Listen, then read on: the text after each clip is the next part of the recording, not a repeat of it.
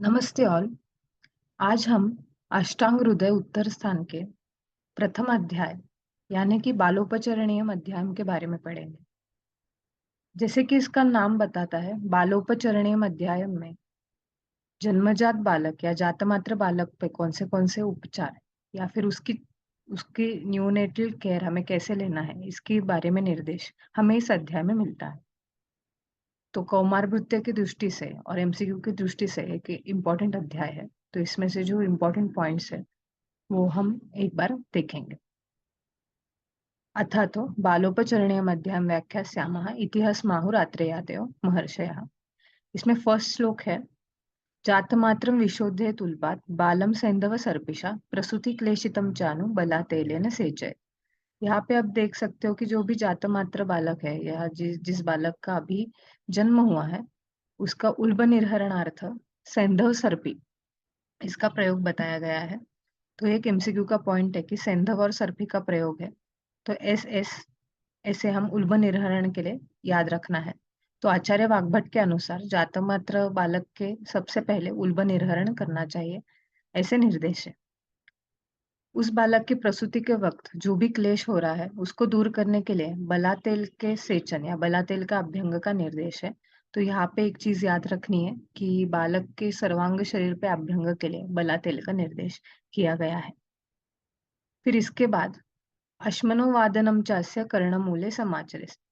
बालक के कर्णमूल पे अश्मनोवादन यानी कि पत्थर को घर्षण करके जो आवाज पैदा होती है वो करनी है, ताकि एक प्रकार से हम उस बालक को ऑडिटरी स्टिमुलेशन दे सके।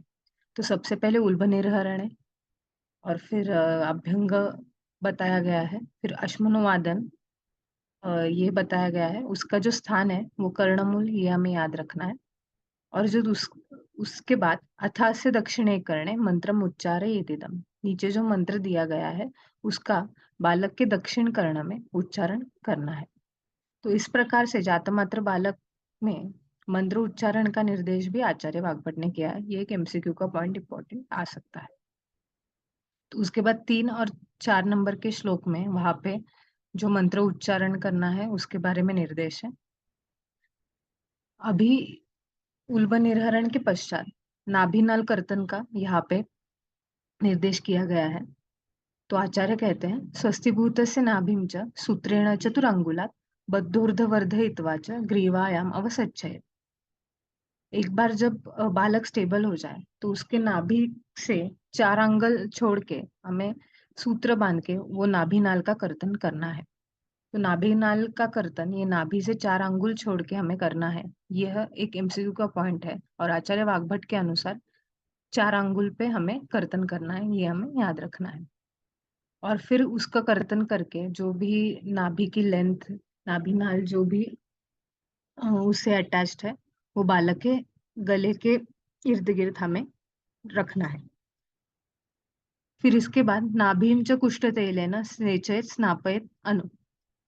नाभिम च कुष्ठ तेलेन सेचयत, ये नेक्स्ट स्टेप है।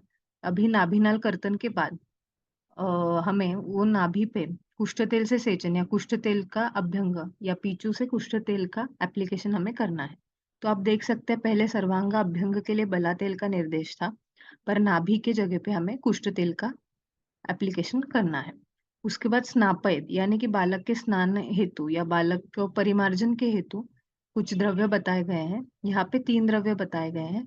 शीरी वृक्ष कषायेण सर्वगंधोदकेन वा कोष्णेन तप्त रजत तपनीय निमज्जनैः।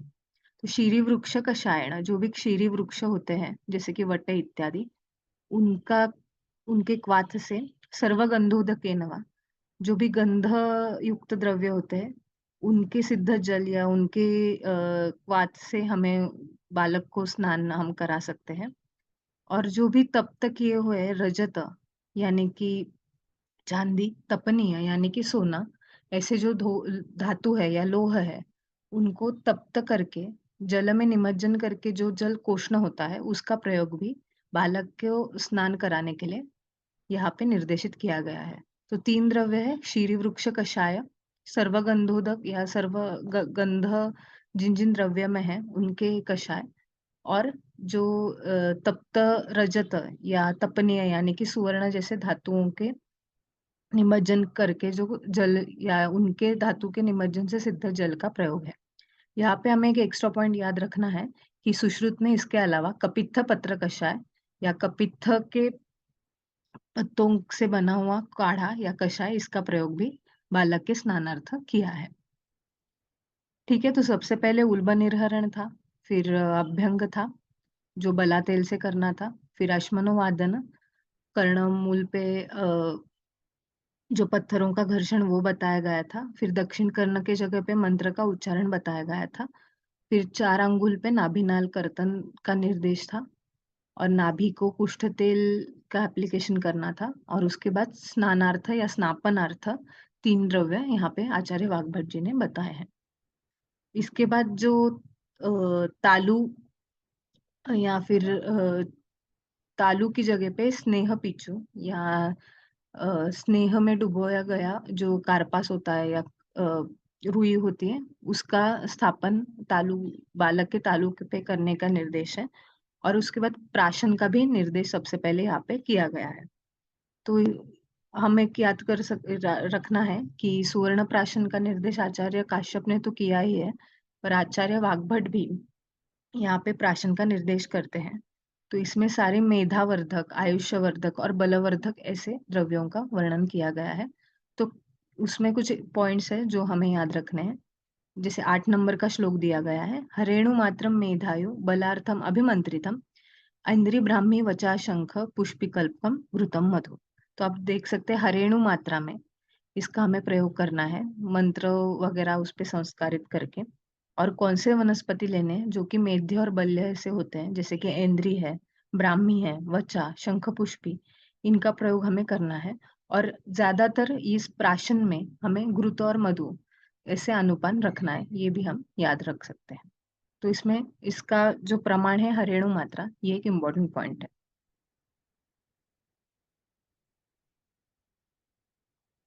इसके बाद जो 9 नंबर श्लोक है उसमें भी बताया गया है कि चामीकर वचा ब्राह्मी ताप्य पथ्या रजीकृता लियान मृदु घृतोपेता हेमधात्री रजो अथवा। जो चामीकर यानी कि सुवर्ण का भस्म, वचा ब्राह्मी, ताप्य, पथ्या यानी कि हरितकी, इनका सूक्ष्म चूर्ण या इनका भस्म करके हमें उसका भी प्राशन हम करा सकते हैं। इसमें भी मधु और घृत यही अनुपान है। या फिर हेमधात्री, हेम यानी कि स्वर्ण, धात्री यानी कि अम्ल की, इनका भी मधु के साथ हम लेहन उस बालक को करा सकते हैं। तो ये प्राशन के कुछ योग यहाँ पे बताए गए हैं। इसके बाद जो गर्भाम्ब या फिर एमनियोटिक फ्लूइड होता है, ये उसका एस्पिरेशन ना हो, इसलिए उसका वमन या उसको निकालने के लिए एक विधि यहाँ पे बताया गया है। गर्भाम्बा सैंधववता सर्पिषा वामय तथा। जो भी गर्भाम्ब है उसका वमनार्थ भी सैंधव सर्पी का ही प्रयोग यहाँ पे बताया गया है। तो आपको अगर याद होगा तो उल्ब निर्हरणार्थ भी सैंधव सर्पी का ही प्रयोग था, और गर्भाम्ब का वमन करने के लिए भी सैंधव सर्पी का ही निर्देश है। तो ये एस एस करके हमें याद रखना है। फिर और एक एमसीक्यू का इम्पोर्टेंट पॉइंट नेक्स्ट जो वर्स है उसमें है कि प्राजापत्येन विधिना जातकर्माणि कार्य। ये जो जात कर्म है या न्यूनेटल केयर है, नवजात बालक की जो भी हमें देखभाल करनी है, वो कौन से विधि से करनी चाहिए, तो प्राजापत्य विधि से करनी चाहिए, ऐसे आचार्य वाग्भट बताते हैं। तो ये प्राजापत्य विधि यानी कि वेदोक्त विधि है, जो वेदोक्त या वेदों में जो विधि बताई है उसी विधि से हमें जातक कर्म करने हैं, ऐसे आचार्य वाग्भट का मत है। तो ये प्राजापत्य जो वर्ड है वो हमें याद रखना है। तो ये तो नवजात बालक का जो प्राइमरी केयर हम बोल सकते हैं वो है। इसके बाद जो उसके न्यूट्रिशन का केयर है या फिर स्तन्य प्रवर्तन के बारे में आचार्य थोड़ा सा गाइड करते हैं। तो जो 11 श्लोक है वो भी इम्पोर्टेंट है। उसमें कहा गया है शिराणाम हृदय स्थानम विवृतत्वात् प्रसूतितः तृतीयान् ही चतुर्थे वा स्त्रीणाम स्तन्यम प्रवर्तते।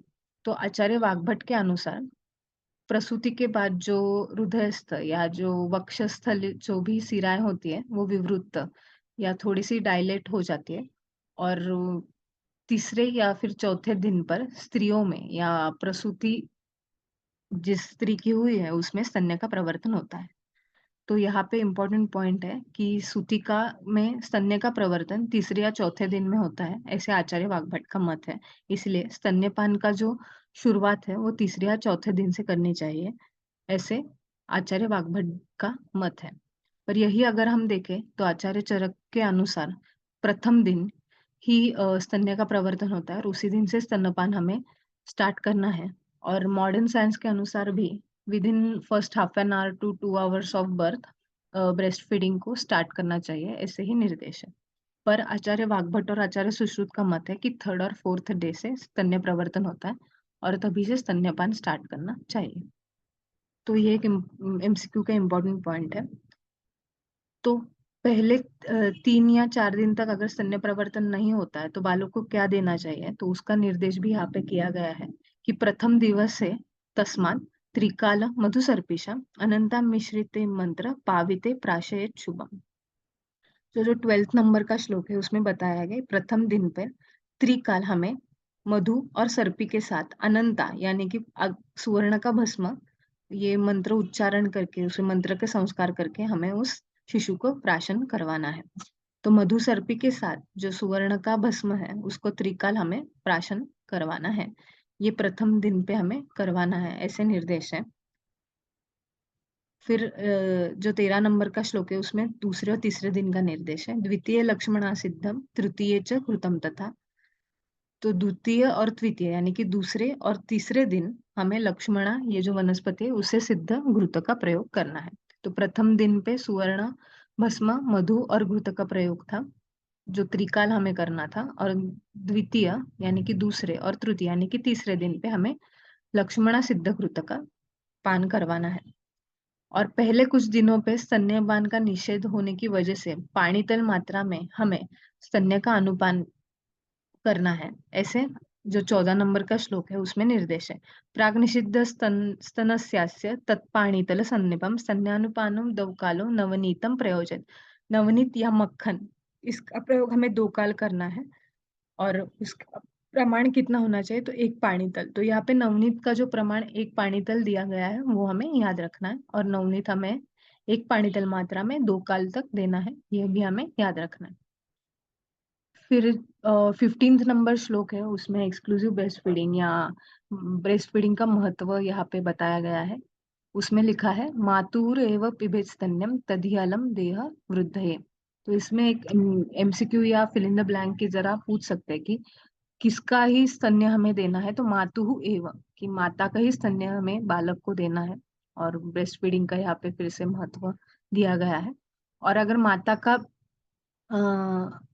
दूध या स्तन्य अगर अवेलेबल नहीं है तो उसकी जगह पे हमें धात्री का प्रयोग करना है।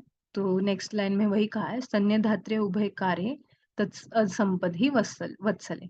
अगर किसी भी कारण की वजह से माता का स्तन्य अगर नहीं मिल पा रहा है तो हमें धात्री का स्तन्य देना है, और ऐसी धात्री की संख्या आचार्य वाग्भट के अनुसार 2 है। तो धात्री कितनी होनी चाहिए, तो 2 धात्री है, ऐसे निर्देश है। तो ये भी एमसीक्यू का एक पॉइंट है। और वो धात्री कैसे होनी चाहिए उसके बारे में थोड़ा वर्णन है इसमें। अव्यंग, उसको कुछ व्यंग नहीं होना चाहिए। ब्रह्मचारिण्य, ब्रह्मचारी वो होनी चाहिए। वर्ण प्रकृति था समय, उसका वर्ण और प्रकृति ये समान वर्ण और समान प्रकृति की होनी चाहिए। निरुजा, उसके कोई भी प्रकार का रोग या रुजा नहीं होनी चाहिए। मध्य वयस्क, जो भी धात्री हो मध्य वय की होनी चाहिए, ना वो ज्यादा तरुण होनी चाहिए और ना ही ज्यादा वृद्ध होनी चाहिए। जीवित वत्स्य न लोलुपे, उसका जो वत्स है या जो भी पुत्र या पुत्री है वो जिंदा होना चाहिए, और वो खुद कुछ लालची या ऐसे विकृत स्वभाव की नहीं होना चाहिए। तो इस प्रकार से धात्री यह 2 होनी चाहिए और मध्य वय की होनी चाहिए, ऐसे निर्देश है। फिर इसके बाद स्तन्य नाश के हेतु का वर्णन 17 नंबर के श्लोक में। शुक्रोध लंघन आयासा स्तन्य नाश से हेतवा। इस स्तन्य नाश या स्तन्य अल्पता के हेतु यहाँ पे संहिता में दिए गए हैं। तो शुक यानी कि शोक, क्रोध, लंघन करना, आयास यानी कि श्रम करना, इसकी वजह से स्तन्य का नाश हो सकता है। और उस कम हुए स्तन्य को बढ़ाने के लिए 18 नंबर के श्लोक में निर्देश किया गया है स्तन्यस्य सीधुवर्जानि मद्यानि अनुपजारसा क्षीरक क्षीरिण्य औषध्या शोकादेश्च विपर्य।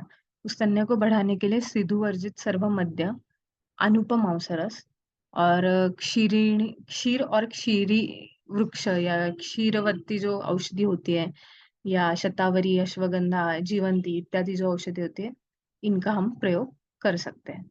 तो यहाँ पे एमसीक्यू के पॉइंट में पूछ सकते हैं कि कौन से मद्य को छोड़ के बाकी सभी मद्य स्तन्यवर्धक होती है, तो सीधु वर्जित सभी मद्य हम दे सकते हैं, और मांस रस में अनुप जो प्राणी होते हैं उनका रस हम दे सकते हैं। फिर इसके बाद जो 20 नंबर का श्लोक है, उसमें स्तन्य के अभाव में या स्तन्य न मिलने पर कौन से द्रव्य हमें देने चाहिए, इसका निर्देश है। स्तन्याभावे पयच्छागम गव्यम व तद्गुणम पिबेत रसवेन पंचमूलेन स्थिराभ्याम व सितायुतम। तो यहाँ पे कुछ चीजें बताई गई हैं। तो इसमें हाईलाइटिंग पॉइंट है कि पयच्छाग या छाग पय, बकरी का दूध सबसे पहले बताया गया है। तो बकरी का दूध, गव्यम यानी कि गाय का दूध, इनका प्रयोग करना है, यानी बकरी का दूध, गाय का दूध, और सिद्ध दुग्ध या सिद्ध क्षीर, रसवेन पंचमूलेन, रस्व पंचमूल सिद्ध जो क्षीर होता है उनका प्रयोग, या स्थिरा जो दो स्थिरा है, शालीपर्णी और कृष्णपर्णी, इनसे सिद्ध जो दुग्ध है उनका प्रयोग शर्करा के साथ करना है, ऐसे निर्देश है। तो कौन से द्रव्य बताए गए हैं, तो 4 द्रव्य बताए गए हैं। छाग या बकरी का दूध, गव्य यानी कि गाय का दूध, रसव पंचमूल सिद्ध दुग्ध, या स्थिरा यानी कि शालीपर्णी और पुष्णपर्णी सिद्ध दुग्ध का प्रयोग हम कर सकते हैं। तो यहाँ तक स्तन्य के बारे में और स्तन्य के अभाव में हमें क्या करना चाहिए, यह निर्देश है। तो 21 नंबर के श्लोक में बालक के दूसरे जो संस्कार या दूसरे विधियों का वर्णन वहां पे वो स्टार्ट करते हैं। तो 21 श्लोक में बताया है, षष्ठी निशा विशेषेण कृत रक्षा बलिक्रिया, छठे रात में या छठे दिन पूरे होने पर रक्षा बलि क्रिया उस बालक के लिए हमें करनी है। रक्षा बलि क्रिया यह दुष्ट ग्रह से या भूत इत्यादि से बचाव के लिए की जाती है। तो रक्षा और बलि क्रिया ये छठी रात को करनी है, ऐसे निर्देश है। दशमे दिवसे पूर्ण विधिभिः स्वकुलोचिते कारयेत् सुतिका उत्थानम नाम बालस्य च अर्चितम। तो आप देख सकते हैं पहले वाले श्लोक में छठे रात पे या षष्ठीम निशा पे रक्षा बलि क्रिया का निर्देश था, पर जो सूतिका उत्थान है या सूतिका को अपने गृह से, सूतिका गार से बाहर निकालने का दिन है, वो दशमे दिवसे पूर्ण, 10 दिन पूरे होने के बाद बताया गया है। तो ये भी एक एमसीक्यू का पॉइंट है कि उस सूतिका उत्थान का काल अकॉर्डिंग टू आचार्य वाग्भट ये 10 दिन पूरे होने के बाद है। और उसके बाद बालक के नामकरण विधि का निर्देश है, जो कि अष्टांग संग्रह के अनुसार 10वें 12वें या फिर जब 100 दिन उस बच्चे को पूरे होते हैं तब हम करा सकते हैं। पर यहाँ पे आचार्य अष्टांग हृदय या लघु वाग्भट के अनुसार हमें सूती का उत्थान और नामकरण विधि है 10 दिन पूरे होने के बाद उसका निर्देश है। और वो नामकरण बच्चों का कैसा होना चाहिए, तो नक्षत्र देवता युक्तम बांधवा समाक्षरम, नक्षत्र या देवता के आधारित और समाक्षर, उसमें इवन अक्षरों की संख्या ये इवन में हो, विषम या ऑड नंबर्स में नहीं होनी चाहिए, ऐसे निर्देश यहाँ पे किया गया है। तो ये एक इम्पोर्टेंट पॉइंट है कि सूती का उत्थान कौन से दिन पे करना है या नामकरण विधि कौन से दिन पे करना है। फिर 24 और 25 नंबर श्लोक में उस पैदा हुए बालक का आयु परीक्षण, उसका प्रकृति परीक्षण वगैरह, और उसके लिए रक्षोघ्न कौन सी विधि करनी है, इसका निर्देश है। फिर 27 नंबर का एक श्लोक है, उसमें इम्पोर्टेंट पॉइंट बताया गया है कि ये रक्षा बलि क्रिया, सूती का उत्थान वगैरह करने के बाद हमें उस बालक के लिए औषधि धारण या मणि धारण का निर्देश किया गया है। और इसमें विशेषतः वचा, यह वनस्पति का धारण बताया गया है। तो 27 नंबर का श्लोक है, हस्ताभ्याम ग्रीवया मूर्ध्नि विशेषात सततम वचा आयुर्मेधा स्मृति स्वास्थ्य करी रक्षोभिरक्षिणम।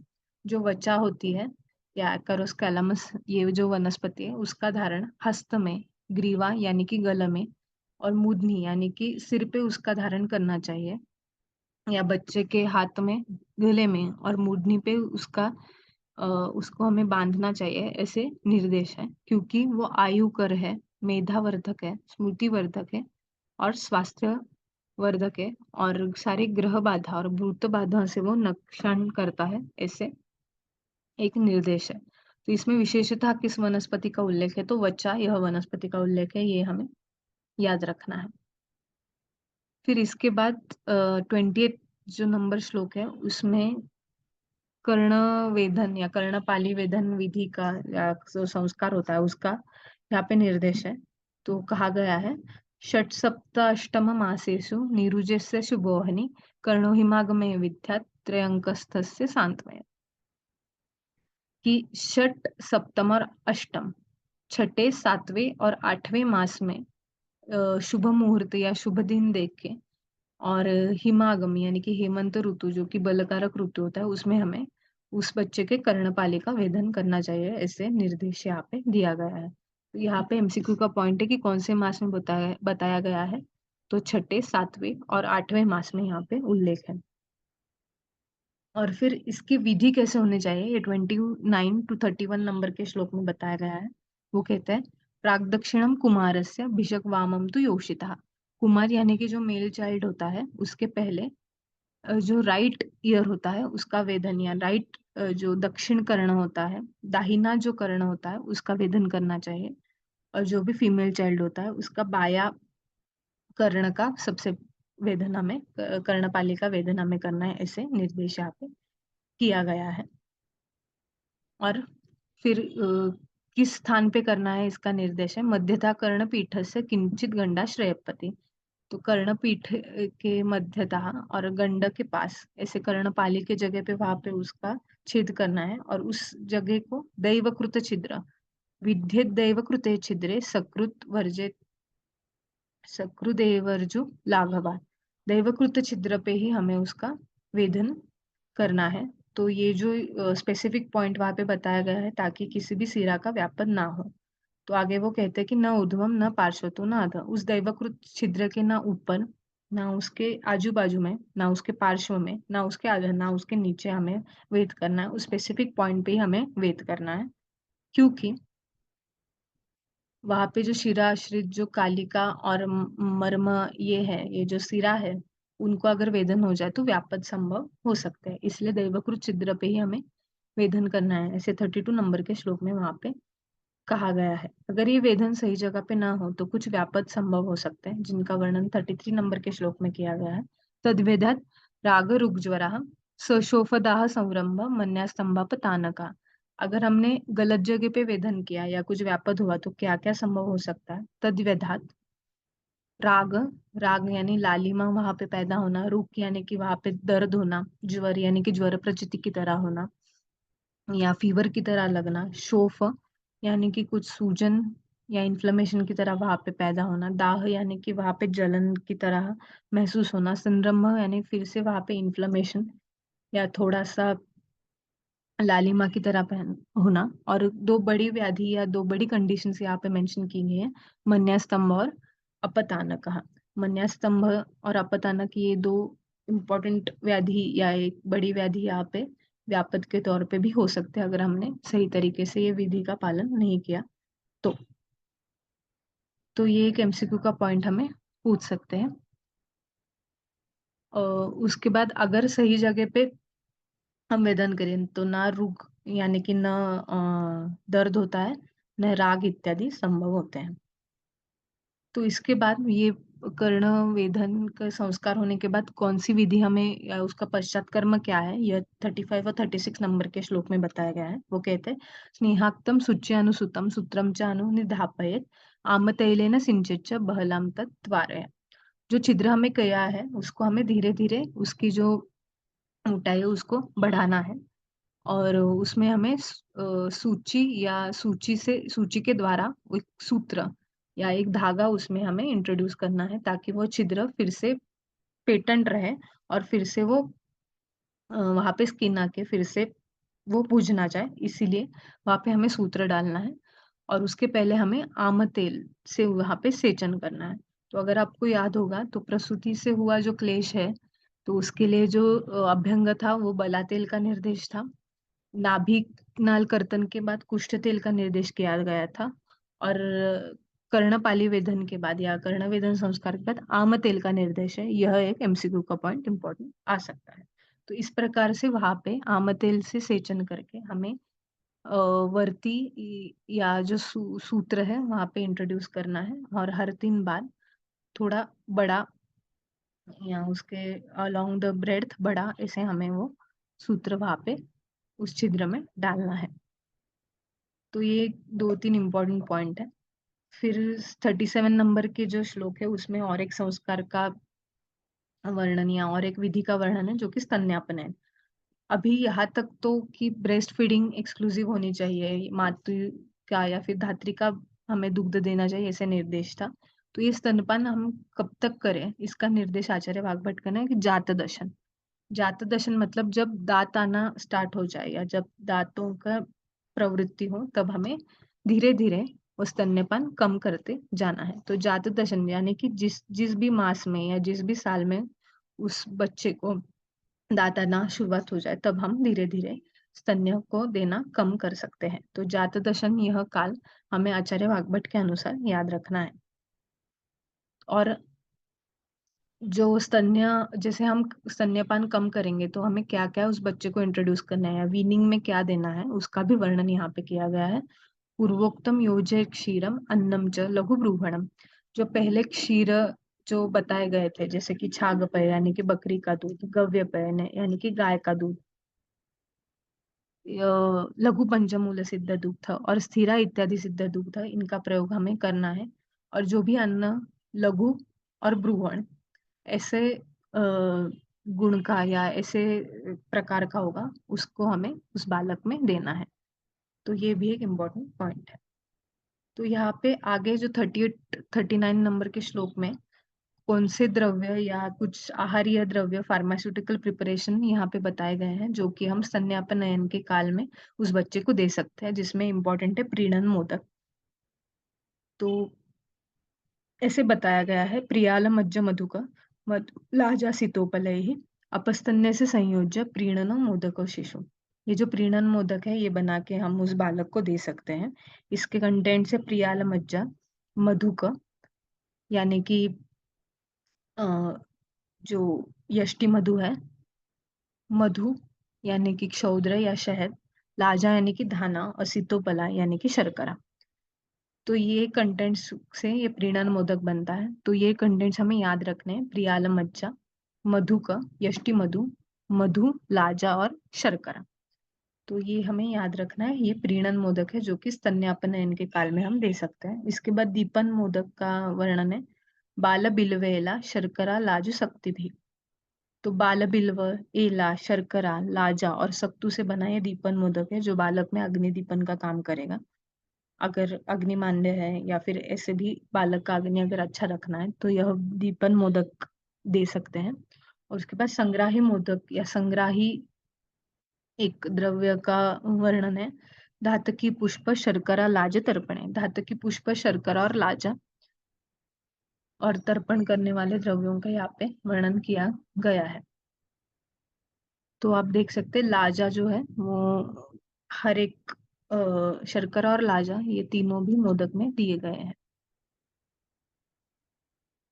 फिर इसके बाद 42 नंबर में उसी लेहनार्थ और उन्माद या भूत बाधा के निर्वहरणार्थ कुछ घृतों का वर्णन यहाँ पे किया है। तो 42 नंबर का जो घृत है, ब्राह्मी सिद्धार्थ का आदि घृत है। ये भी सारे मेध्य और रक्षोघ्न ऐसे द्रव्यों से बनाया गया घृत है। और उसमें बताया गया, ब्राह्मी सिद्धार्थ का वचा सारिवा कुष्ठ सैंधवई सकण ही साधितम पीत वाग्मेधा स्मृति कृतघृतम। ये बच्चे की वाक यानी कि वाचा या बोलने की प्रवृत्ति जो है उसको सुधारता है, मेधा उसकी इंटेलेक्चुअल ग्रोथ के लिए, स्मृति उसकी मेमोरी डेवलपमेंट के लिए ये घृत का हमें उसको प्राशन या लेहन हम करा सकते हैं। और इसकी जो फलश्रुति है, पाप रक्षोघ्न भूतुन्माद निवारणम। तो भूतुन्माद है, ऐसे स्पेसिफिक डिसीजेस में वर्णन किया गया है। तो ये भी एमसीक्यू का एक पॉइंट हो सकता है कि भूतुन्माद निवारणम कौन सा घृत है, या पाप रक्षोघ्न और भूतुन्माद का निवारण करने वाला कौन से घृत का लेहन ये बालकों में निर्देशित है। तो यह ब्राह्मी सिद्धार्थ का इत्यादि सिद्ध द्रव्यों से जो घृत है इसका, या ब्राह्म्यादि घृत ऐसे हम याद रख सकते हैं। तो इसकी जो फलश्रुति में भूतोन्माद आया है ये हमें याद रखना है। इसी तरह से अष्टांग सर्पी का वर्णन नेक्स्ट 43 और 44 नंबर के श्लोक में आया है। तो ये याद रखना है कि अष्टांग सर्पी या अष्टांग घृत का रेफरेंस कौन से अध्याय में आया है। तो वाग्भट सूत्र स्थान, सॉरी वाग्भट उत्तर तंत्र बालोपचरणी अध्याय में यह उल्लेख है, या अष्टांग सर्पी का वर्णन है, ऐसे हमें याद रखना है। ये रेफरेंस भी एमसीक्यू के दृष्टि से इम्पोर्टेंट है। तो इसमें अष्टांग जैसे नाम है कि 8 हर्ब्स है, सर्पी यानी कि घी है, और उसके सिद्धि के लिए क्षीर का प्रयोग भी बताया गया है। क्षीर यानी कि दुग्ध का प्रयोग भी बताया गया है। तो कौन से द्रव्य है? वचा, इंदु, लेखा, मंडूकी, शंख पुष्पी, शतावरी, ब्रह्म, सोमामृता, ब्राह्मी, कल्किवृत से पलांशिका। ये जो 8 द्रव्य है, वचा, इंदु, लेखा, मंडूकी, शंख पुष्पी, शतावरी, ब्रह्म, सोम, अमृता और ब्राह्मी, इनका कल्क एक पल प्रमाण में लेना है। ऐसे 8 द्रव्यों का पल एक पल प्रमाण में लेना है, इसलिए अष्टांग में ये 8 द्रव्य आते हैं। फिर जो सर्पी है या घृत है, उसका प्रमाण है 1 प्रस्थ, और जिसमें साधित करना है वो क्षीर द्रव्य जो है वो क्षीर है, उसका प्रमाण है 4 गुना। और ये भी धन्य, आयुष्य, वाग, मेधा, स्मृति, बुद्धिकृत, ये भी धन्य होता है और वाग, मेधा इत्यादि को बढ़ाने वाला यह एक घृत है। तो अष्टांग सर्पी यह इंपॉर्टेंट रेफरेंस इस अध्याय में आया है। फिर 45 नंबर के श्लोक में भी सारस्वत घृत का वर्णन है। तो ये भी एक इम्पॉर्टेंट रेफरेंस है, और इसमें गाय का दूध नहीं पर अजा क्षीर या बकरी का क्षीर का प्रयोग करने का निर्देश है। अजा क्षीरा भयाव्योष पाठोग्रा क्षिग्र सैंधवे सिद्धम सारस्वतम सर्पी वाग्मेधा स्मृति वन्नीकृत। तो स्मृति वन्नीकृत यह सारस्वत घृत है, स्मृति बुद्धिकृत ये अष्टांग घृत है, ऐसे हमें याद रखना है। तो स्मृति वन्नीकृत ये सारस्वत सर्पी है, जिसकी सिद्धि के लिए अजा क्षीर यानी कि बकरी के दूध का प्रयोग है, यह हमें याद रखना है। तो अष्टांग सर्पी और सारस्वत सर्पी का रेफरेंस इस अध्याय में है, यह एक याद रखना है। इसके बाद वचादि घृत भी दिया गया है, और जो सुवर्ण का प्रयोग हमने पहले भी देखा था कि कई जगहों पे प्रश्नार्थ किया गया है, वैसे ही 4 योग है जिसमें सुवर्ण भस्म या सोने का जो भस्म है उसका प्रयोग किया गया है। उसका मधु और घृत के साथ अगर हम प्राश करें तो काफी फलदायी रहता है। चत्वारे एते पादोक्ता प्राशा मधु घृताप्लुता वर्षलीढ़ा वपुर मेधा बलवर्ण करास्म।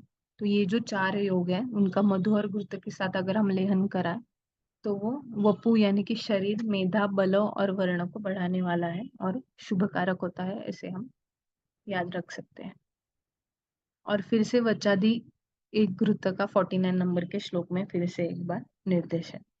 तो इस प्रकार से एक नवजात बालक के उपचार के लिए या उसके देखभाल कैसे करनी चाहिए, और उसके स्तन्यपान से लेके स्तन्यापनयन और कौन से संस्कार हमें उस पे करने हैं और लेहन प्राशन के लिए क्या क्या करना है, इसका वर्णन हमें इस अध्याय में मिलता है। Thank you.